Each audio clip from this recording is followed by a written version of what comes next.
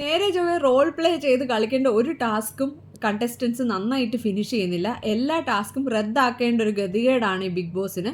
Big boss എന്ത് task കൊടുത്താലും നിങ്ങൾ അവിടെ ഇരി, ഞങ്ങൾ കളിച്ചോളാം എന്ന് പറയുന്ന രീതിയിൽ അവർ വേറെ തരത്തിലുള്ള കളികളാണ് അവിടെ കളിക്കുന്നത്. സദാചാരം, കുൽസിതം, കുതന്ത്രം, തെറിവിളി, പിന്നെന്താണ് ഭീഷണിപ്പെടുത്തൽ, ഇതൊക്കെയാണ് അവിടെ നടക്കുന്നത്. പ്രൊവോക്കിംഗ്. അല്ലാതെ ടാസ്ക് കളിക്കാനൊന്നും ഈ കണ്ടസ്റ്റൻസിന് ഒരു ഇൻട്രസ്റ്റും ഇല്ല. അതുകൊണ്ട് സർക്കാസ്റ്റിക് ആയിട്ടാണോ ബിഗ് ബോസ് ആ ഒരു ഇമ്മ്യൂണിറ്റി ബോട്ടിൽ ടാസ്ക് കൊടുക്കുന്നതെന്ന് എനിക്ക് സംശയമുണ്ട്. കാരണം അവിടെ ആൾക്കാർക്ക് അങ്ങോട്ടും ഇങ്ങോട്ടും കാണുകയും വേണ്ട, മിണ്ടുകയും വേണ്ട. അപ്പോൾ ആ ടാസ്ക് വളരെ പീസ്ഫുൾ ആയിട്ട് അവസാനിപ്പിക്കാൻ പറ്റി. അതിൽ ബിന്നിയാണ് ജയിച്ചത്. അതേപോലെ അടുത്ത ടാസ്ക് കൊടുത്തപ്പോഴത്തേനും ബിഗ് ബോസ് ഒന്ന് അയഞ്ഞു. അത് മ്യൂസിക്കൽ ചെയർ പോലത്തെ ഒരു ടാസ്ക് ആയിരുന്നു. പക്ഷേ അതിൽ വീണ്ടും അടിയും ബഹളമൊക്കെ കണ്ടു. എന്തായാലും അതിൽ ജയിച്ചത് നെവിനാണ്.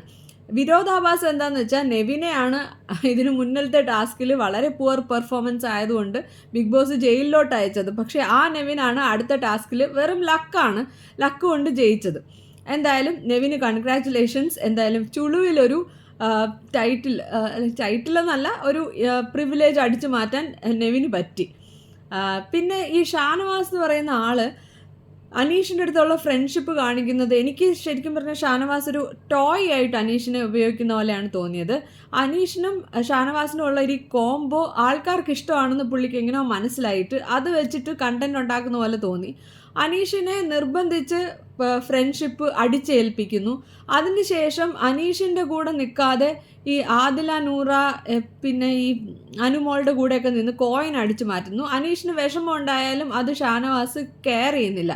അപ്പോൾ എനിക്ക് മനസ്സിലായത് അനീഷിൻ്റെ അടുത്ത് അങ്ങനെ ഒരു ഇമോഷണൽ അറ്റാച്ച്മെൻ്റ് ഒന്നും ഷാനവാസിനില്ല. ജസ്റ്റ് ഒരു ഗെയിമിന് വേണ്ടി യൂസ് ചെയ്യുന്ന പോലെ തോന്നി. ബിന്നിയുടെ അടുത്തുള്ള വഴക്കിലാണെങ്കിലും നോക്കിയാൽ ബിന്നി അവിടെ ഷാനവാസിൻ്റെ ഫാമിലി ഒന്നും പറഞ്ഞിട്ടില്ല. വീട്ടുകാരെ പോലെ ഇവിടെ ആൾക്കാർ ഫുഡ് എടുത്ത് വെച്ച് വെയിറ്റ് ചെയ്യില്ല എന്നാണ് ബിന്നി ഉദ്ദേശിച്ചത്. പക്ഷേ അവിടെയും ഷാനവാസ് പറയുന്നത് വീട്ടുകാരെ പറയരുതെന്ന് പറഞ്ഞ് അത് ട്വിസ്റ്റ് ചെയ്തു. എന്നിട്ട് ഷാനവാസ് തന്നെയാണ് ബിന്നിയുടെ ഹസ്ബൻഡിനെ അവിടെ പറയുന്നത്.